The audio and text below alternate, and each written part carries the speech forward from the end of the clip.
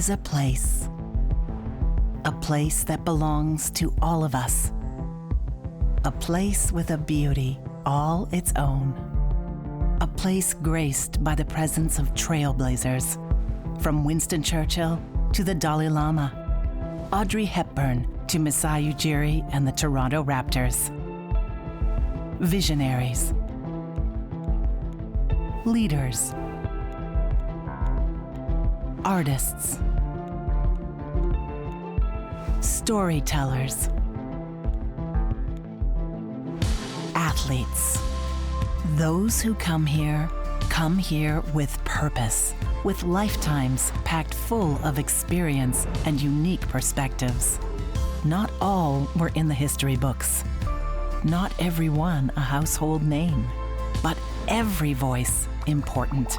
This is a place that has the power to connect us all, a place that leaves us inspired, stirred, and most importantly, thinking differently. It's the go-to place for conversations that matter. And while this place has no fixed address, it is here, on this stage, at this podium, that our most valuable national resource lives: open dialogue. Join us here as we share the ideas that drive this nation forward. Join us in this place. Welcome to the club, the Empire Club of Canada.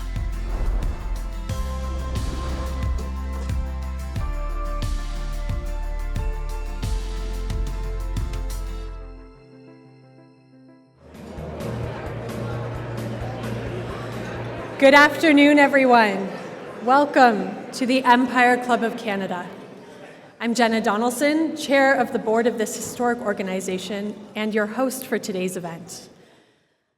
I want to start by once again thanking my colleague Caitlin for such a moving land acknowledgement earlier.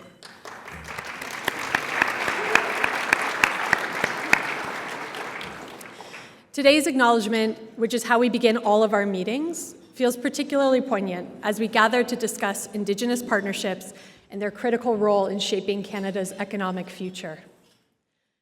Many of you who have been in our events this season know that every speech ever delivered from this podium is recorded in our digital library. And I like to look back into our club's history as a way of understanding and framing our conversations today. The Empire Club has been around since 1903. And I have to say, with all honesty and candor, the discussion we are having today would have shocked our first members. Because in those early years, the club often ignored the voices of disenfranchised and underrepresented groups, including Indigenous peoples. In the first several decades, conversations at the Empire Club lacked any meaningful dialogue about or with Indigenous peoples. And in fact, some of our events were outright disrespectful. In 1936, our club hosted then-famous author and speaker Grey Owl, who presented himself as a First Nations leader. In reality, he was a British-born man from Essex, England, named Archibald. What is striking to me is that most of the people in the audience seem to know that he was a fake, and yet it still happened. Today, this would rightfully be seen as deeply disrespectful. I can see many of you are uncomfortable just hearing about it. But I raise it because we have to be honest about our history, about how damaging things like that are to our relationship with Indigenous peoples. And regardless of what was common practice then, and the Empire Club often reflected the common practices of the day, we now know how wrong this was. And so I'd like to take a moment to recognize all the Indigenous people who have partnered with us in taking steps towards reconciliation and towards a better way forward. I'd like to say thank you.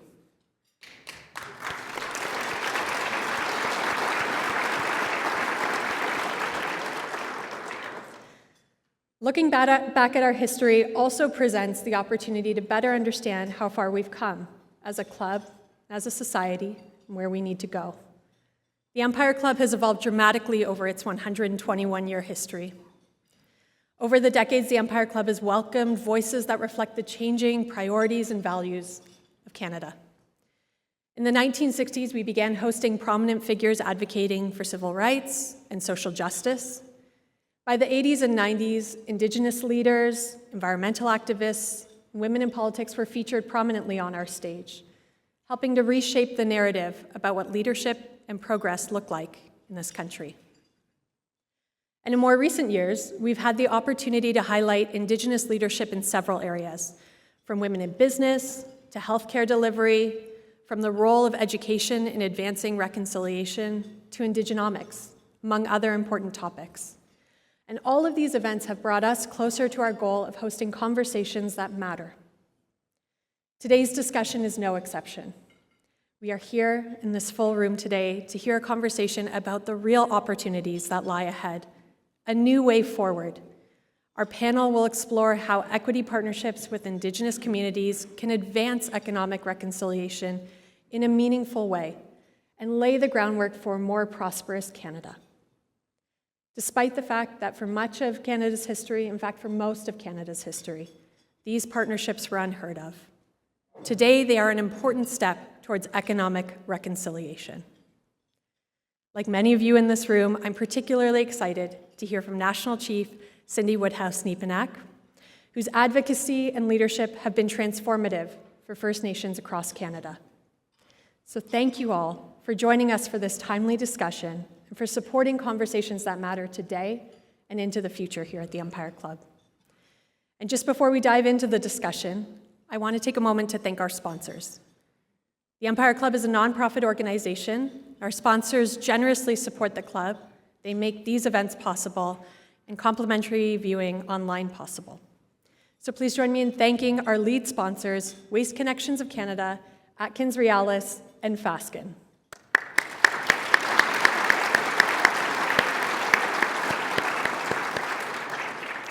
And thank you as well to our VIP reception sponsors, Ellis Don, the Nuclear Waste Management Organization, and Sterling Ridge Infrastructure.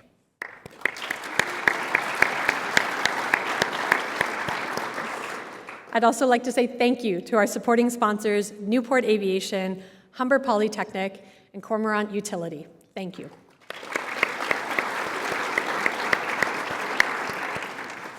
We are also deeply appreciative of our ongoing lead season sponsors, Bruce Power and Hydro One, and our VIP reception season sponsor, Waste Connections of Canada. Thank you all. And we're almost there. Finally, thank you to our media partner, the Toronto Star, and our AV partner, Bespoke Audio Visual. Thank you.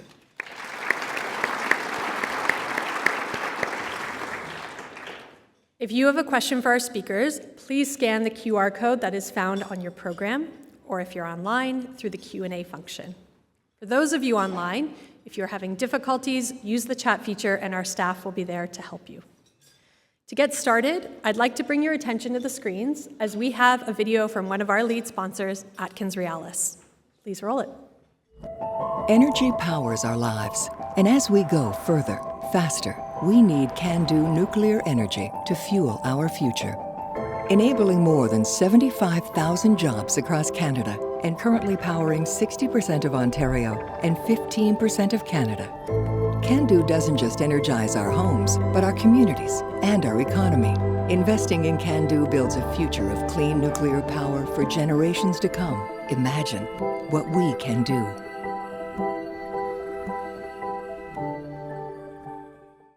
Thank you, Atkins Realis, for that video. Thank you for your support. It is now my pleasure to invite Martin Denez, firm managing partner at Fasken, another one of today's lead event sponsors, to the stage to offer an introduction to our keynote speaker, National Chief Cindy Woodhouse. Please join me in welcoming to the stage Martin Denez.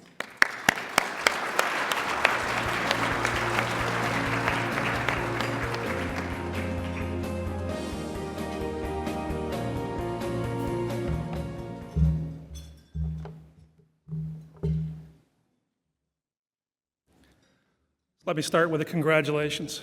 This past Saturday, Chief Woodhouse-Neepanak, you celebrated your first anniversary as National Chief of the Assembly of First Nations. I hope you had a quiet moment to reflect on that this weekend. And I'm hopeful it was a moment of celebration. First years can be challenging. There's so much to learn. Yesterday, I was reflecting on that with a colleague, also completing her first year in a new leadership role, as am I. So there's a few of us. on what it meant to have that experience of 1 year and what it might look like in year 2. By the end of year 1, you've completed a cycle. A lot of things repeat themselves from here on in. That's comforting, but not everything falls in a cycle. There will be change, and it will need to be navigated. In 2025, there will be political change. The US government is changing in January. The Canadian government, and I'm told by our comms team to be careful about this, seems to be on a path to change as well. That change may impact the dialogue on infrastructure. That change may impact the dialogue with First Nations. This will be an important year to build on rather than step back from the momentum that's been built in the reconciliation conversation in this country. Infrastructure represents opportunity for First Nations, from financial opportunity to connectivity, roads, telecommunications, to services. But every project, every transaction can also represent a diminishment in autonomy. This balance must be navigated carefully and through relationships. That's where your guidance like yours, Chief Woodhouse-Nepinak, is so important. You will know that my own law firm has been on a reconciliation journey of its own. We have our own history to understand and reflect on, and we're building a more modern legacy now. You'll know that we have supported the AFN for almost a decade now. Your friend, former National Chief Cherry Bellegarde, joined us 2 years ago, helping us bring a new perspective both to our internal dialogues and to support our clients in theirs. It's been an insightful journey with Perry. He's brought wisdom and perspective to our conversations that simply does not come out from a law book. We also opened an office on the Tsuut'ina Reserve in Calgary last year, the first major law firm to do so in North America and perhaps the world. It's part of our commitment to relationships, and it's not simply transactions, because it isn't just an office. It's a gateway to a community of elders, of artists, of people. And it's a statement of a commitment that's much broader than one community and one development. Of course, unlike most of the rest of us, your first year in a new job, and every year, Chief Woodhouse-Nepinak, is magnified by a spotlight. There's media at every turn. There are more than 600 First Nations constituencies keeping an eye on your work. And there is this Empire Club stage. May I say, you have navigated that first year with wisdom and grace. May I also say, while that spotlight may feel intense at times, it's good that people are paying attention, because for so long we did not. Let me now make sure our audience knows a little more about you as you take the stage. Our guest speaker today was born and raised on the Panumatang First Nation, Manitoba. One of her ancestors, Chief Richard Woodhouse, was a signatory of Treaty Number 2. She holds a Bachelor's of Arts degree from the University of Winnipeg. She completed Harvard Business School's Tribal Leaders Program. In 2021, she was elected as Regional Chief of the AFN Manitoba region. A year ago, Saturday, she became National Chief of the Assembly of First Nations, chosen by leaders of more than 600 First Nations across Canada. She brings the wisdom and experience of all that to the stage today. Please join me in welcoming Chief Cindy Woodhouse-Nepinak to the Empire Club stage.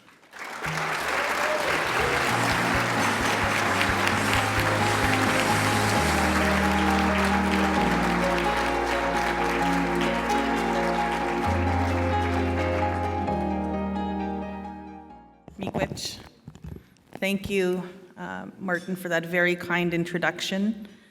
I just have to say, my first year in Ottawa has been very busy. But I do want to say something. When I first arrived in Ottawa, there was a friend of mine who worked at Archives. And in fact, one of the ladies that works with me here, her name is Lana. I don't know if she's here, but she can do a little wave. In the 1800s, the Dominion of Canada published a publication on Indian people, and her grandfather and my grandfather were in the picture of this Dominion of Canada catalog on how Indian affairs was going at the time. And I said to her, can you imagine our grandfathers like 140 years ago, that we would still be doing this work 140 years later? And I think that tells us something, that yes, I'm proud to be Canadian, but I'm more proud to be First Nation, and I think that we're all in a marriage in this country, and nobody's getting divorced. I just had to say that. So here we are, and I'm so thankful to the Empire Club for welcoming me. I want to thank you, Michael, as well, the board, so many wonderful people that I've met here. Caitlin, thank you for that kind introduction. I also want to say thank you to my friend Fiona. Fiona and I have been friends for many years, and I always call her my best friend with high heels and a hard hat, because that's who she is. So if you can give a little wave, Fiona. Yeah, nice, thank you. And I just want to acknowledge as well the leadership in the room. I know that this past year we've lost a few leaders in Indian country, and I know that recently we've lost the late Marie Sinclair. We've also lost, Grand Chief Kathy Merrick. We've lost a Gitsan chief just a few weeks ago. And it's because of our leadership, like Chief Abraham Benedict, I know Chief Joe Muskokum, and there's a few other chiefs in the room, and council, if you can all stand up, we just want to acknowledge you and thank you for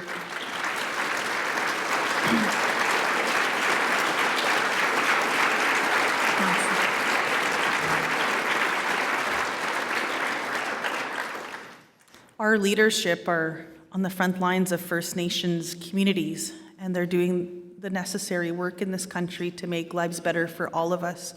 So I commend all of you for your work, for being here today. And, if they're at your table, you're so lucky, right, that you have the advice and wisdom of our leaders. I also want to acknowledge the traditional territory of the Mississaugas of the New Credit, the Anishinaabe, the Chippewa, the Haudenosaunee, and the Wendat people. Apajih, Kichinendam, Akina, Kibija, Yanomanungam. I'm so thankful that you're all here. I'm so thankful, and as I look to the future, I just have to say that, yes, we're in a marriage, and sometimes that means, you may not want to resort to that through court, but I just have to say that First Nations have been celebrated, and we've been celebrating a series of hard-fought legal victories that reaffirm our inherent rights over the past year and the past years. In February of this year, the Supreme Court ruling on child welfare jurisdiction means that First Nations children should no longer be hindered by provinces in the exercise of our inherent rights, our laws, and our jurisdiction. I know that some of the, Huron, the Robinson-Huron Wendat Treaty, superior treaties, where billions in compensation is expected. I want to commend those 21 First Nations who stood up for their treaty rights. I also want to say that we've had victories as First Nations, major victories in courts, in BC, the Yukon, and the Quebec Court for First Nations on mineral rights. Each decision continues to send a message to federal and provincial governments that First Nations can no longer be left to the sidelines. So I'm so happy that you're all here today. Why? Because when we work together, we help each other and we have a better marriage, right? Since its founding, Canada has not always, when it comes to economic reconciliation, Canada and the provinces have always divvied up national resources in this country and the right to do business by issuing licenses for forestry, for fisheries, for agriculture, for mining, for oil and gas. And at no time were First Nations considered as partners. Instead, poverty and the restraint of trade were centerpieces of the Indian Act. Economic reconciliation is not just a moral and a legal obligation for Canada. It is a strategic advantage for future generations. First Nations will unlock a wealth of potential and innovation that will drive Canada's collective prosperity and economic growth. When it comes to the infrastructure gap, we have to start with the basics. To thrive, First Nations must have access to clean water, to quality housing, to reliable roads, to power supplies.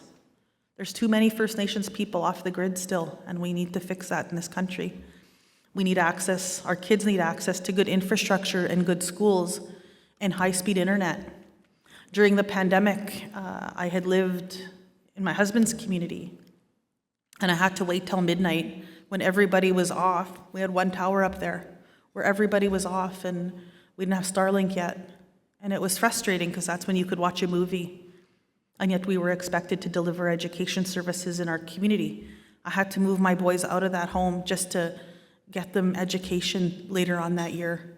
And that's unacceptable. We should have had high-speed internet, and I think rural Canada, look, farmers and First Nations matter. And I think that, they need access to internet and, of course, to self-service. And these are just the basics of this country. But I'm going to move back on First Nations. This is why I think that it's so important that we continue to talk about closing the infrastructure gap by 2030, that it's so incredibly and critically important that we close that gap. AFN and the Assembly of First Nations and Indigenous Services Canada, we did a study together. We estimate that $349 billion is needed to close that infrastructure gap by 2030. This investment, before I go on that, this investment, if they put that in, we're at the last of the G7 countries. This will propel us to #1 if we put those investments in as a country. It'll generate $635 billion in economic activity, and it will return $1.82 for every dollar invested. And that will create 340,000 jobs. 90% of those jobs will go to non-Indigenous Canadians. So the report is a blueprint for political parties preparing their election platforms for 2025 and for the current government to consider as they prepare for March's federal budget. I just want to say it simply, to be, I guess, like when we also talk about procurement, it's been a big discussion in this country this past few weeks, and I know that it's at the INAN committee as we speak on procurement. I'm just going to say it very simply as well when we talk about that very sensitive, it's a sensitive issue, but it's absolutely important that we have these discussions. To be recognized for procurement, the entrepreneur or the company must be from a First Nation, and they must know them as one of their own. Without a connection to the community, there is no benefit to the community and this country. So I had to say that on procurement. I know it's a big discussion, but I think that it's so important.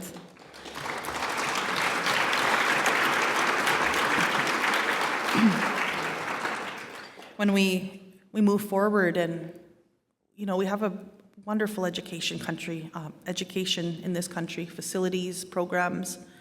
But one of the most effective ways, and I was talking to a friend of mine who owns a billion-dollar company, and he was going to Tokyo and other places trying to bring people back to Canada. And we talked about education and the investments in our young people. But I think one of the most effective ways to sustain the success of a First Nation economy is to invest in education and skills training, starting at an early age and all the way through adult learning. As the late Justice Sinclair had talked about, education has gotten us into this mess, and education will get us out. Very famous quote from him. And so looking at the news over the past year, we have watched Canadian universities and colleges and the industries, for instance, they face significant reduction in international workers and international students on their campuses. But why are we not filling those spaces with First Nations youth? Why are we not creating opportunities for children aging out of government care? When a child is in the child welfare system, the day after they turn 18, they enter extreme poverty, probably 95% of the time. We can fix that here as industry. And so why aren't we training more First Nations, doctors, nurses, making sure that there's space for them? But we do have hope. We talk about hope across this country. First Nations, we see many of them in this room, are shining a light on solutions because we can. We can do anything that we put our minds to. Thinking of our history, we can be like a premier. We have our first First Nations premier in Wabkanu, and I'm so proud of him. And we look at Supreme Court justices like Michelle Obomsawin and Mr. Paul Favell. I'm so proud of them. We can be acclaimed filmmakers. We can be Stanley Cup champions like Zach Whitecloud and the young man from this territory, Brandon Montour. I'm so proud of them, and I just have to say the last two NHL, every time they hoisted the cup, had First Nations people on them. So any NHL people in the crowd, you should have a First Nations kid on your team. You may win the cup because they're kookums at home.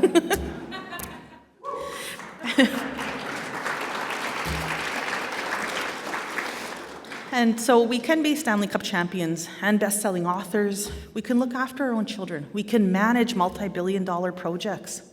First Nations, we are making our mark in the economy, in culture, in politics, in the fight for climate change and human rights.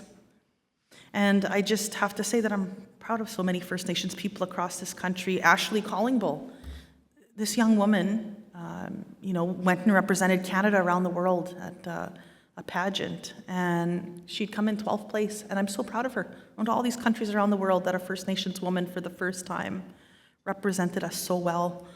Caitlin Tolley, young lawyer, thank you, so proud of you. And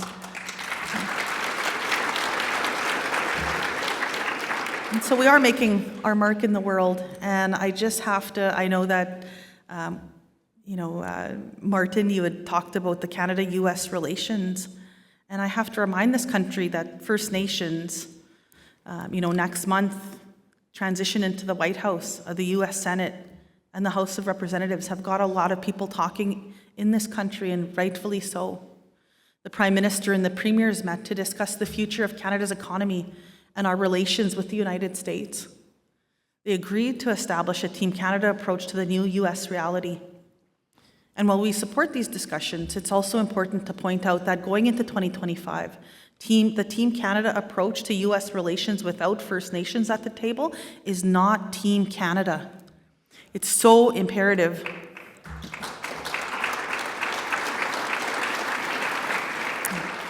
It's so imperative that First Nations be actively included in these national dialogues.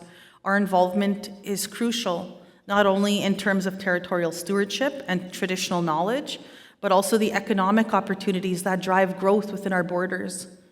As we discuss national security, border integrity, and economic transitions, it's essential to integrate the perspectives and participation of First Nations to harness these opportunities. And I just have to say, Regional Chief that's here with us today, thank you for leading many of those discussions on the US-Canada relations. And at this critical time, Regional Chief will agree with me on this, the Chiefs of Ontario, that we remind Canada and the provinces of the Crown's duty to involve First Nations that matter and that can impact our rights, our lands, our livelihoods, and our interests to our people. First Nations hold the key. First Nations lands hold the key to much of Canada's wealth in critical minerals and energy resources that are pivotal to domestic prosperity and trade with the United States. This puts us at the heart of any decision on economic development and trade. So we cannot be left out of these discussions because the issues at hand are not just about economic transactions. They are about national security, border integrity, and maintaining sovereignty, especially in the Arctic, where our presence has been a foundation of Canadian claims. Our exclusion does not change the Crown's obligation to us, nor the fact that our involvement is crucial for the sustainable and secure development of these regions. A few years ago, at the invitation of the Prime Minister, First Nations contributed significantly to the discussions leading to the Canada-US-Mexico trade agreement. So we are again calling upon the Prime Minister and the Premiers to repeat that success and include First Nations in the dialogue now. So I just want to, Chimi Gwech, I want to thank you for having me today, and I want to thank you for this beautiful discussion, and I look forward to further dialogue. And thank you so much, Chimi Gwech, for listening to me.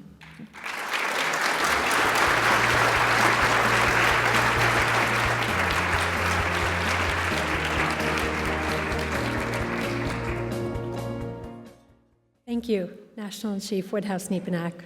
Appreciate those comments. Appreciate your comments about marriage. It reminds me of something I once heard. Marriage is the hardest work you'll ever love to do. Thank you for committing to that hard work. I think everyone is committed to that relationship. Appreciate it. I'm going to invite our panelists on stage to join you while I introduce them, our distinguished panelists. First, we have our moderator, who is no stranger to this stage. Michael Fox is President and CEO of Indigenous Community Engagement, a 100% Indigenous-owned consulting firm. Michael is a proud member of the Weenisq First Nation and has dedicated his career to building sustainable partnerships between Indigenous communities and corporate Canada. He is an expert in Indigenous partnership, Indigenous participation plans, and reconciliation action plans. He is leading the Roads into the Ring of Fire on behalf of the Webequie and Martin Falls Nations. Please join me in welcoming to the stage Michael Fox.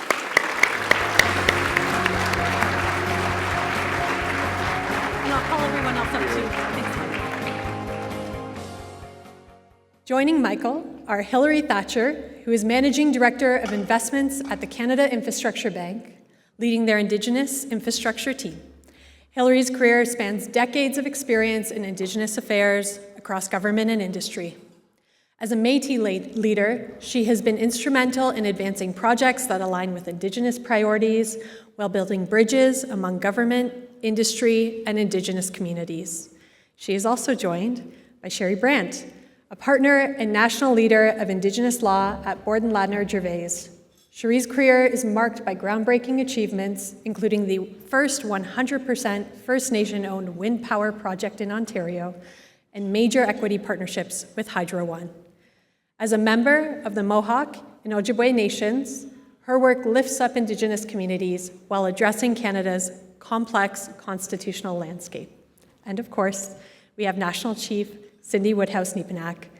Her leadership, particularly in securing landmark agreements like the $23 billion child welfare compensation, continues to pave the way for economic reconciliation and a brighter future for First Nation communities. I will now turn it over to our panel to explore their great work. Michael, over to you. Thank you. And greetings, or I should say season's greetings. Yeah, I thought we could just kickstart this conversation around economic reconciliation. I think there's different visions, different versions, different variations of it across Canada. So why does it matter, and how is it going to make a difference for both Indigenous nations and mainstream Canadians? Do you want to start first? Me first? Yes. All right. Hello, everybody. It's nice to be here and nice to see so many familiar faces. You know what, when I think about economic reconciliation, the first thing that comes to mind for me is really community. It's not lost on me that that I've always been focused on bringing the economy to Indigenous communities. But actually, when I grew up, the focus was around Indigenous individuals trying to get access to the economy that was outside their communities. So I sort of look at this as such an incredible development that 50 years later, we're now bringing the economy to Indigenous communities. And that to me is what reconciliation is all about, trying to find a way to do that. If I think about the question from a legal perspective, I sort of look at reconciliation and think about the possibilities of moving away from the structures with respect to the duty to consult. I think that reconciliation can offer us an opportunity to move away from that and really just see that the duty to consult has really just always been a minimum standard, right? It's always just been that minimum threshold. And really we could just keep going upwards from that and see that with reconciliation, we can create all sorts of different types of partnerships. So move away from the duty to consult and focus on partnerships that are really going to look to create better economic outcomes for communities. And then finally, honestly, economic reconciliation for me is about finding solutions, right? We've always thought that I've always looked at the Indian Act and seen so many problems, but looked at it from wanting to find the solutions within those structures that we're working within.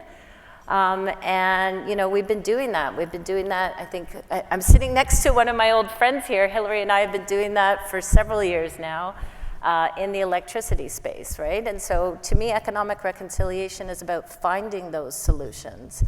And I can see us, doing it in so many ways. Excellent. Hilary? Maybe I'll just add, because I think Cherie's covered off a lot of the things I would have said, but I'll add that economic reconciliation to me is about economic inclusion. And so I think you've highlighted First Nations, Métis, Inuit have been left out of Canada's economy for far too long. As Cherie noted, like for the last couple of decades, we've worked in the energy space in Ontario, and we saw that shift happen with the Green Energy and Economy Act. But it wasn't happening across the nation, and it wasn't happening for a variety of reasons. Industry wasn't there. Partnering with an Indigenous community is a lot of work. It's building relationships, that takes time. We're seeing more and more when Indigenous communities are included in project development, whether it's clean power or trade and transport, roads, rail, you get projects built better. They're built on time, they're built with Indigenous workers who tend to be local to the project, saves money, it helps through the environmental approvals process. No longer do you do a desktop study to build a major transmission line and get it wrong because you actually don't know the land. When you work with your Indigenous partners, they can tell you, you need to follow this esker, you need to follow this route, because if you go this route, it won't work. You're gonna be in swamps, you're gonna be in mushkeg. So working with Indigenous communities means that you get projects built better. And we've seen this for the last couple of decades, and so we need to continue to do more to make sure that communities are included in Canada's economy. And one of the key tools to doing that, and it's something we hear a lot about, particularly with the last budget and the loan guarantee program, is access to affordable capital. And so for communities to actually participate in the economy, they need to be able to borrow money.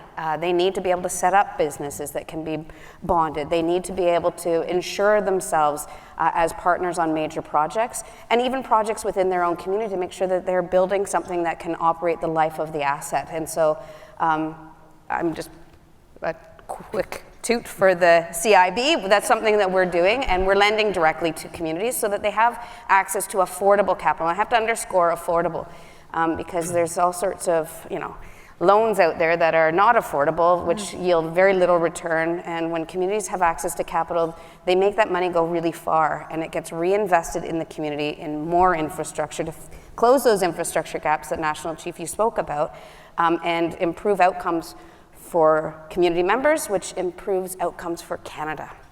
I think you're right. I think that that's a good discussion item to be talking about on what reconciliation, economic reconciliation is not. It's not keeping First Nations out of the banking system, I'll say, as a whole in this country. And I certainly, we come from First Nations communities, and if I'm on my community, and a lot of Canadians don't know this, and they're shocked every time I talk about it. And the fact that, number one, as First Nations, they number us. Like, my number is 272-017-8701 on top of my social insurance number.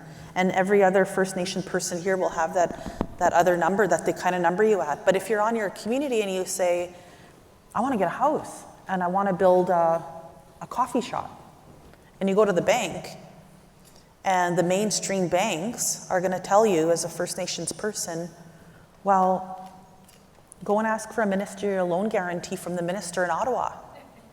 This is how ridiculous that piece is, and I think that we can do better as a country. I think that we can work better and absolutely find if it has to be that way, to find affordable loans, which is unfortunately something that we have to talk about here. The Canadians would be flabbergasted to hear this conversation and to say, and then you wonder why the poverty and how we're not moving fast enough. We're moving in a good way, but we could be moving a lot faster together. So what would you say are the trends in terms of Indigenous participation in infrastructure development across Canada? Hillary, you're in that Sure, I can start. And I know Cherie and National Chief, you know a lot about this as well, but we're certainly seeing a lot more industry partners looking to partner with Indigenous communities. They're seeking local Indigenous nations and seeking the opportunity to learn from community and find partnerships, economic partnerships, equity partnerships. We saw in the last federal budget a national loan guarantee program. The budget before that, the CIB was given the authority to lend directly to communities for their equity stakes in projects, and communities by and large want to be equity owners in major projects that are happening on their territory. We're seeing across the country right now, we have a great need to increase our renewable generation.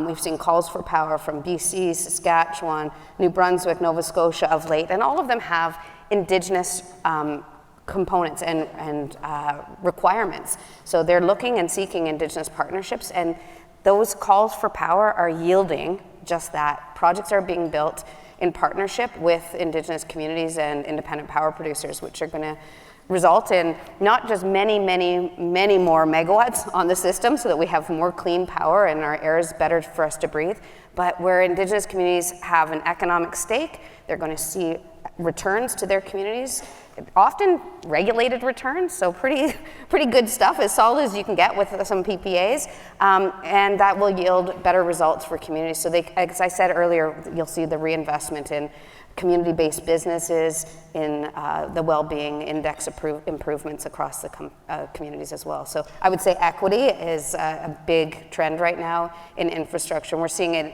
not just in the clean power space, but we're seeing it as in sort of any linear asset, ports, anything that impacts water, air, land. Communities are really seeking an interest in ownership, and industry's been stepping up, and slowly government's coming alongside too. Yeah, and I would say, the trending has been, if we sort of think about the duty to consult from a legal perspective, the trend has been for individual nations to bring forward their issues and bring forward the ways that they're seeking to be consulted and accommodated. But the trend has been to actually, let's look at these opportunities from a collective perspective, move away from individual impacts and actually take it up a level and sort of think about the broader picture, right? And work towards collective transactions where nations can really come together, whether it's on a treaty basis or other regional basis, and really be to have the strength in numbers, right? To be together, more communities working together on major projects. We've had the benefit of being involved in that in the Hydro One deal. There was 132 First Nations that had the opportunity to join a major partnership and become partners with Hydro One. That's 2017 now. So, there's really an opportunity for every province to do its similar type of collective transaction. And I think that is the future. We've got examples, as you were saying, in the East Coast, of communities coming together. The Mi'kmaq are really moving in the east side of the country. We've got projects that we're involved in where you've got examples of 12 Mi'kmaq communities coming together looking to participate in the electricity sector. So that to me is absolutely the trending. I think that it creates a whole bunch of other difficult questions that need to be answered around how will those communities partner with each other? We've spent so many years sort of being subject to divide and conquer type of politics that how do you bring those communities together that were once, looking to compete with each other, are now sort of trying to figure out how to partner with each other. So there's lots to figure out on the governance front. I think for any proponents that are looking into that area, they really need to understand how will those committees come together, on what basis will the communities seek to govern themselves under certain entities. The Hydro One deal was, in a sense, simpler because the opportunity was created through the province and through Ontario First Nations wanting to see some transformation. And the offer was open to every nation in the province, right? And so in that sense, that, created still one of the largest transactions in the country. But for other proponents, they're gonna wanna focus on where are their areas of impact and who are those communities that they can partner with. Yeah. Thank you. No, absolutely. I think something that I think I need all of your help in this space. We could certainly use it. I know we're from coast to coast to coast here, and we've got connections all over our beautiful country. But I have to lift up the First Nations Major Projects Coalition. Chief Charlene Gale, I want to lift her up, as well as her entire team. I know some of them are here. But I want to lift you up for pushing the $5 billion loan guarantees that were announced recently out of Ottawa. And I want to, in meeting with Premier Danielle Smith, I know that she's put some investments into that from the Alberta government. I know that Wab Kinew had also is putting some investments into that as well. But I just ask you all to help us with the loan guarantee program, because the $5 billion is a really good start. but we need more investments across this country to close the infrastructure gap, to close the gaps that exist in this country, to make sure that there's big projects happening across this country from, that First Nations are included in that. And I think that the loan guarantees are so important. And so with your premiers, of course, with your members of parliament, we ask that you raise that when it comes to First Nations, that they up their investments in the loan guarantees to the hundreds, 100 billion, and not just 5 billion. A good start, but we have a long way to go for it to be very impactful in our country. And I think everybody will benefit in this room and beyond. I would just add that Saskatchewan also has a loan guarantee program. They announced theirs a couple of years ago. And BC's also just announced theirs. And Saskatchewan, actually, back to your partnerships, Saskatchewan's first loan guarantee is going to be coming soon. They announced it, but it's in a partnership between First Nations and Métis in Saskatchewan, so diverse cross-section of nations working together on major renewable projects. So exciting things to come, with these guarantees. It really does help to access capital. Still, you have to go to a bank. And you still have to convince them that the loan guarantee is of value, that should reduce the cost of that capital. But it's really an important tool in the toolbox. And I agree with you. We need to continue to push for more and more access. Not to put you on the spot, earlier, or you guys are part of these transactions.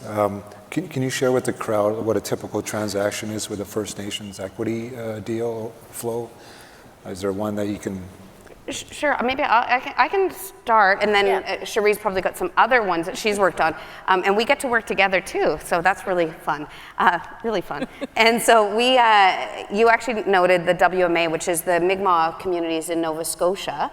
That was our first Indigenous equity loan earlier this year, and essentially what it is the Mi'kmaq community are owning a stake of a major battery storage project in Nova Scotia, and they're partnering with Nova Scotia Power. And in order to do this, they needed to have capital to put into the project to be equity owners of that project. So the CIB was already going to be providing a loan, project loan to finance the project.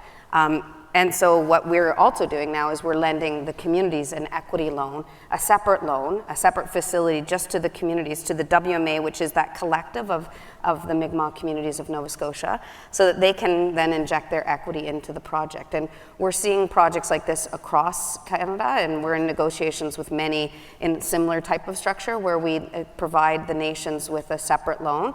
It's separate from the deal loan, and it's really to make sure that they have that capital to invest in the project. When we do this at the Canada Infrastructure Bank, we can lend up to 90% of the Indigenous community's needs with a maximum cap of $100 million. In the case of that 10% threshold, or if it's a larger equity check, we're working with the communities to do market soundings, to go out to the market to see who will fill that gap. And in one situation, we have other standard lenders, other banks, and some of the life cos who are coming in with actually really affordable capital because they're seeing the CIB at the table, and we're taking on a lot of the risk. With an equity loan it helps to de-risk. And so it kind of plays almost like a loan guarantee, but their portion's not backstopped by us. But they're much more comfortable, I would say, where there's regulated rates of return, where there's a PPA, and so because of that, it's affordable capital to the nation, which will yield them a return over the life of that asset and the life of the contract period at the very least. Yeah, and I guess, to talk about structures, I would say for each structure that we've been involved in, there's really a catalyst, right? And what is the catalyst? If we sort of look in the early, the work that I was doing sort of 10, 15 years ago, the catalyst was the duty to consult. And then the catalyst was procurement, has very much been the catalyst in terms of enabling participation. Now we're seeing the catalyst be the need to access a program, right? Perhaps an Aboriginal loan guarantee, an Alberta Indigenous Opportunity Corporation guarantee. The catalyst may be enabling participation in existing assets.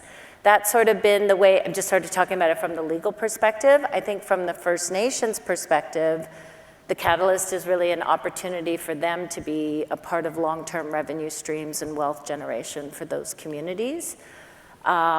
Structure-wise, the communities all really need to come together and create a holding entity. And the governance, is that the governance up at the holding entity really, in my experience, has been focused around trying to understand how distributions would work their way back to those individual communities. And so you set up a holding entity up top, and then you really need to set up an investment entity sort of in the lower, what we call sort of the lower tier limited partnership structures. And that allows for all of the agreements to be made within those lower tier partnerships, and then allow the nations to come up at the top level. So that's sort of the basic structure, and then you got to weave in complicated financing, the timing of that financing. When will you allow those communities to come in? Do they all have to come in at the closing? Can they come in after the project is built? So lots of complicated questions that we're working through on some major projects. And I would add another level of projects that have never been built before. Sort of we're seeing in Ontario first of its kind projects where multiple communities are coming together and looking to partner on those projects. Those are going to be very difficult decisions around, do I want to be involved in this type? When to go in, right? I think, in my view, the same questions around trying to eliminate risk will still be a key factor in wanting to come in when you know the project is operational. But if it's a first of its kind type of initiative, it's not such an easy decision as for, say, like wind or solar or transmission, which I think is obviously the best way for communities to partner. Yeah, and Cherie just said something that struck a bit of a chord with me. The other thing that nations often want is a seat at the table. So it's one thing to be an equity owner of a project, but with equity can also come governance, a seat at the board of a company, a voice at the table of how the project's going to get built. And we're seeing a lot more of that. And so that sometimes works its way into the structural element as well, so that you ensure that nation has a voice at the table. And to my very early comments, it helps get projects built a bit better, on time, on budget, when those voices are at the table. Speaking of time, just maybe quickly, for those who are new in the crowd, any tips or advice for those new to the Indigenous landscape, or like the folks like Fiona's son who came up, is the up and coming, any tips or tricks in this space? Absolutely. I think don't be scared to pick up the phone. And I say that, and remember that old commercial? Pick up the phone. But I just think that so many times people call the Assembly of First Nations and say, where do we start? Well, figure out, number one, where you are, whose traditional land you're on, and call those nations. I think that I can't stress that enough to new people in this space, right, that are saying, we want to partner, we want to work together. And I think that that's a really good thing. But at the same time, there's lots of people in our communities that will be willing to talk with you. And I know that I was speaking with a couple of the chiefs earlier that are here, and one of their business partners was standing with them that I just met moments ago, and they'd have a relationship now for 14 years. And now they're here together, right? I think that that's come a long way. It's about relationship building, and it's about coming together, making sure, as Hillary had said, that there's space on your boards. And I think that we're well on our way, and we have a long way to go. So thank you for having me. Maybe I would just add, in a similar vein, I like to tell this quick story. Our former Prime Minister, Paul Martin, once told me about when he was a young man and he was working for his dad's shipping company, and he had to go to Japan. And the company put him on 6 months training, cultural training and language training, before he went to Japan. So not to, upset anybody and offend anybody. Do your research. When you want to work with a community, do your research. It doesn't take a lot of time, but do some background. Learn a couple of words in their language. Thank you, it goes a long way when you can say thank you in a language of the community who's hosting you. Know whether or not their kids went to residential school. Probably the situation is yes. See if they can find anything in the media about the nation. Learn about the chief, their background, before you actually just pick up that phone, because I think helps to move those relationships along in a much more productive way when you've taken that time to actually do a bit of research on the communities that you want to work with. Yeah, and I'm just going to be a little bit more technical on this. The lawyer in me is coming out, but look, if you're a proponent and you're looking to partner with an Indigenous community, you absolutely need to find the economic development entity that those communities have. Many do, and they've set up those entities strictly with the goal to partner on initiatives that you're involved in. And so, you really got to get out, do that due diligence, find those entities. But the other thing that I've been saying lately is it's those entities that are really looking to be a part of the economy, but they may not have all of the skills and talents that exist within the local communities themselves. So you really got to challenge yourself and find those entrepreneurs. Find those trailblazers, those companies who have been working in the trade space or in the other aspects of business space. They're the true leaders. They're the champions. They've been out there surviving, on credit lines and running their businesses, not having access to capital, as you say, and which we all know, and they are the true success stories. In my view, those entrepreneurs need to connect with the economic development entities and show that they can partner with proponents in the utility space, and then ultimately those revenues need to make their way back to the communities themselves. So Chief Nepinak, you mentioned it so well, like having a business that actually provides benefits back to the nation is really what you want to see. So when you're doing the due diligence, it's really trying to understand where's the nation in all of this.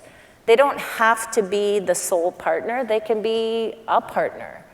I would be anchoring your businesses with those entrepreneurs that know how to do the job. They're going to be the people who have experience and will breathe life into those businesses. Otherwise, you run risk that it's a paper-based partnership, and we've been talking about that information in the news lately a lot, and that's not the kind of partnership you want, right? So you build it from the ground up, but you need the vision from the top. Excellent. Well, time is up, and I must say, keep it up, the good work you guys are doing, and let's give it up. I want to, before you go though, I want to say, on behalf of the Assembly of First Nations, happy holidays, Merry Christmas to you and your family, and may you be safe this holiday season, and may you find a day of rest, because 2025, we are going to be busier than ever. So, Chumigwech. Awesome. Thank you.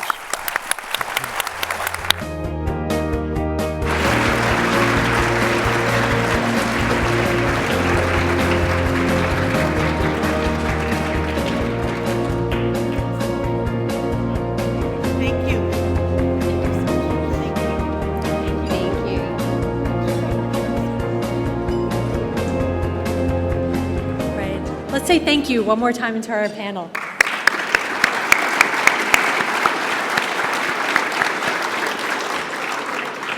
Wow, what great insights and experiences that inform such a substantive conversation. And I think just worth noting, 3 powerful women talking about an issue that is important now and will be important for years to come. So love to see it. And Michael, I just want to say thank you to you personally as well, because you've done so much to work with us to bring this together. What a great event, what an important topic. Thank you, we really appreciate it.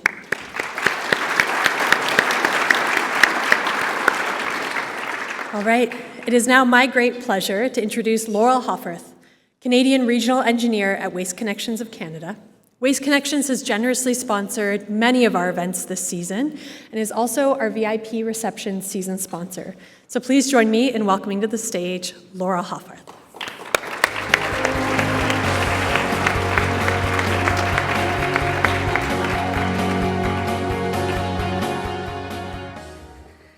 So as many of you may know, I'm not Izzy Abrams, as the program says, but I'm going to do my best to deliver these closing remarks.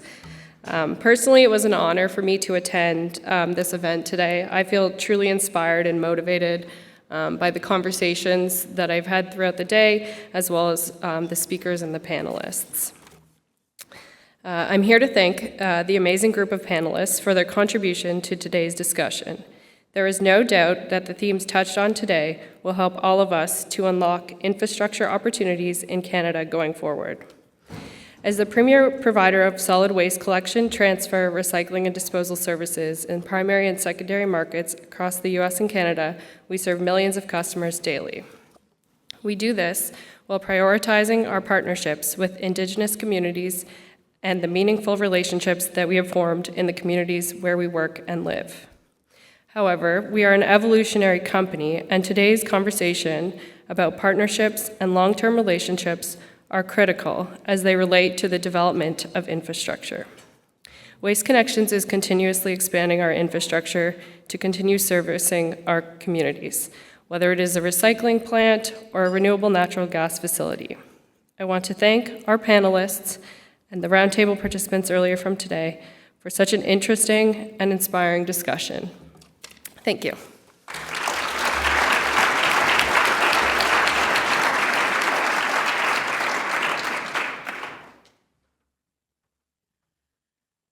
Thanks, Laurel, for those great remarks, and thank you for the ongoing support. We deeply appreciate it. To everyone who has joined us today, both here in person, those of you online, thank you for being a part of this critical conversation. I'd also like to just take a moment to recognize the students and young leaders in the room. We have some students from TMU, Humber Polytechnic, and Queen's University, and I would be remiss if I did not mention Fiona's son, Mateo, who may be our youngest leader in the room. Welcome, we're glad you're here.